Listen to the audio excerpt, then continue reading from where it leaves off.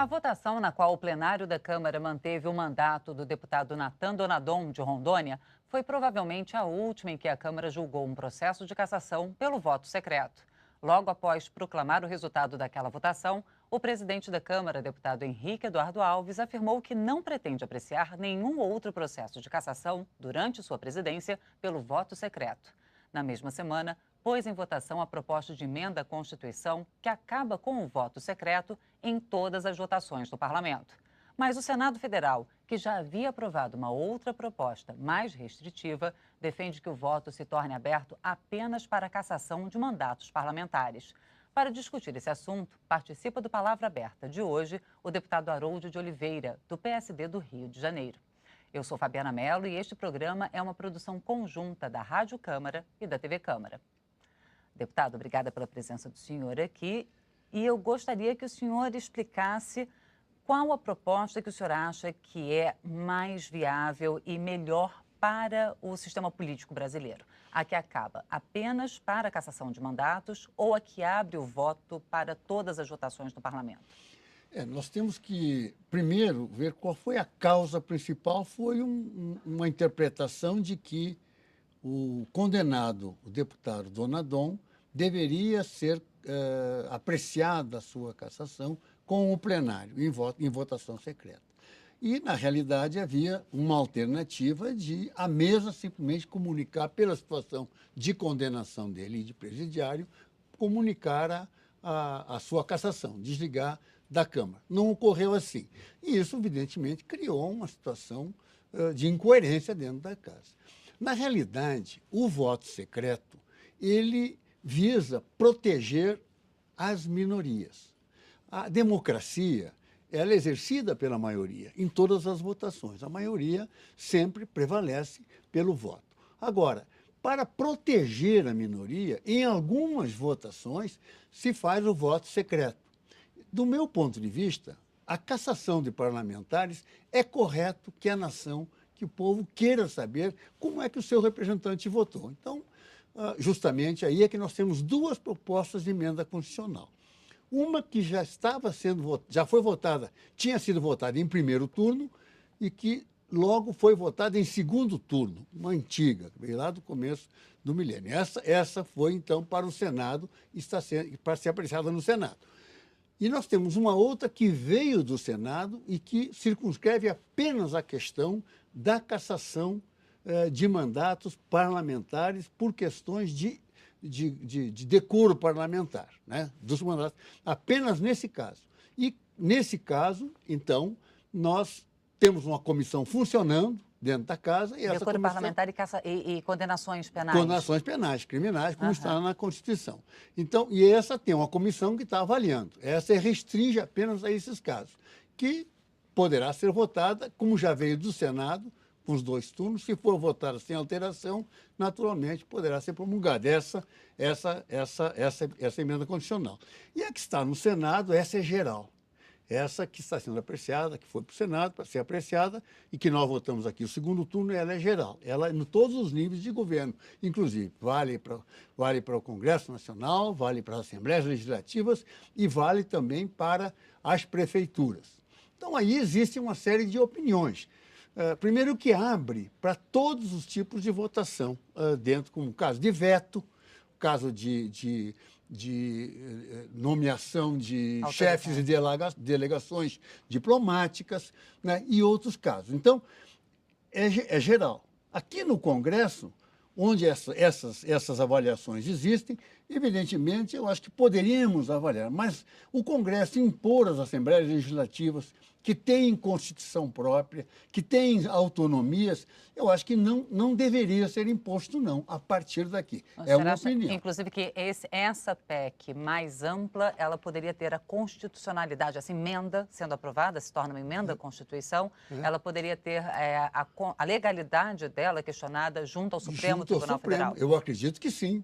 Por essas razões, de que ela interfere nesse processo e ela tira das minorias um direito, que é o direito de proteção das minorias, conforme nós falamos de início. Agora, deputado Harold de Oliveira, por que, na opinião do senhor, O voto secreto, que, como o senhor disse, foi criado para defender a minoria, ele acabou ficando com essa opinião tão ruim junto à população. É porque a população está vendo uma série. Isso faz parte de um processo de degradação do Congresso Nacional, de degradação da imagem dos políticos, por todos os motivos, corrupção. Nós temos todos os dias denúncias de corrupção, que não fica só na denúncia, há comprovação de tudo isso. A nação vai ficando realmente revoltada, indignada. E chega num momento em que o pote enche, e quando transborda, então vem tudo.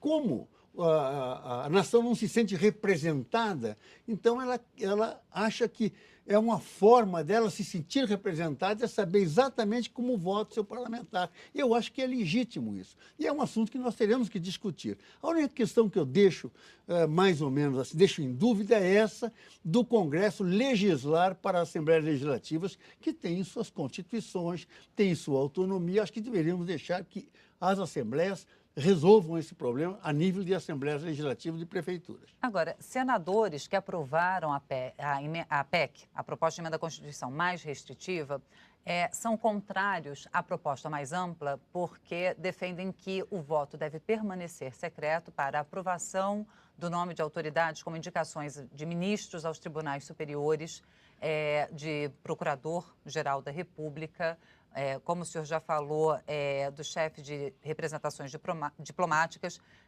Como o senhor avalia essa argumentação? E qual o impacto, por exemplo, que o voto aberto para essas votações pode ter para os parlamentares?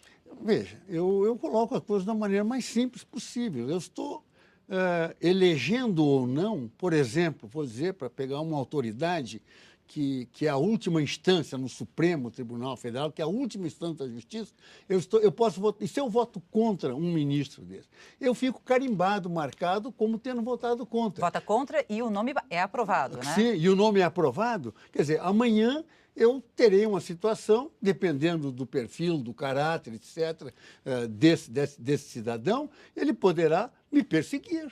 Se eu tiver uma questão, uma pendenga judicial, eu vou entrar numa situação em desvantagem, né? Então, esse voto, no meu entendimento, poderá ser secreto e deveria ser secreto, para evitar justamente isso. As eleições dentro das casas, quando você elege, por exemplo, o presidente da mesa, ele tem muita ascendência sobre todos os parlamentares. Se vocês fizerem um voto aberto, é a minha questão que eu coloco. Acho que nós temos que debater um pouco mais esse assunto. E se eu voto contra e ele se elege, eu voto no outro candidato, como é que ficam essas minorias que perderam? Então, o voto secreto, nesse caso, é para proteger a minoria. Até porque eleição, inclusive, a nível nacional, o sufrágio universal é secreto. Quando você elege os seus representantes, quando elege seus governantes, o presidente da República, etc., você faz o voto secreto. Não é voto aberto, é voto secreto. Então, acho que há uma coerência nisso tudo. E na questão dos vetos, para apreciação dos vetos presidenciais? A minha opinião, curta e direta, é o seguinte: já é muito difícil derrubar um veto presidencial. Com o voto secreto. Com o voto secreto. Se fizer o voto aberto, aí que nunca mais um veto presidencial será, digamos, derrubado, será anulado. E o que vai acontecer? É mais um poder absoluto ao presidente da República sobre o Congresso Nacional que legisla. E a expectativa do senhor, então, entre as duas propostas que estão em análise, uma no Senado, uma na Câmara, qual das duas o senhor acha que tem mais chances de ser promulgada primeiro? Quer dizer, primeiro não, de ser promulgada, porque uma sendo a outra, tá a outra Câmara, fica prejudicada. como ela já veio do Senado, então essa, no meu entendimento, é aquela que está mais pronta e ela circunscreve apenas o caso de condenação criminal, cassação de mandatos. Então, essa é a mais fácil. Agora, acho que deveremos discutir, sim, todos os outros casos, para que a nação até entenda Por que esses votos são secretos? Porque há uma grande dúvida também. Na verdade, a nação não entende direito essas filigranas jurídicas, essas coisas. É muito difícil de entender. Então, aí nós temos a oportunidade de dar esse entendimento e aí tomar uma decisão mais tranquila, se for essa a vontade. Então, nós aí vamos abrir para o voto para todos os níveis e para todos os casos. Deputado Harold de Oliveira, muito obrigada pela presença do senhor aqui no Palavra Aberta e por essa conversa sobre o fim do voto secreto no Parlamento. Eu que agradeço. Muito obrigado. E obrigada também a você que acompanhou essa conversa pela Rádio Câmara ou pela TV Câmara. Lembrando que você pode rever este programa na página da gente na internet, no endereço www.tv.câmara.leg.br. Eu sou Fabiana Mello e aguardo você em uma próxima oportunidade. Até mais.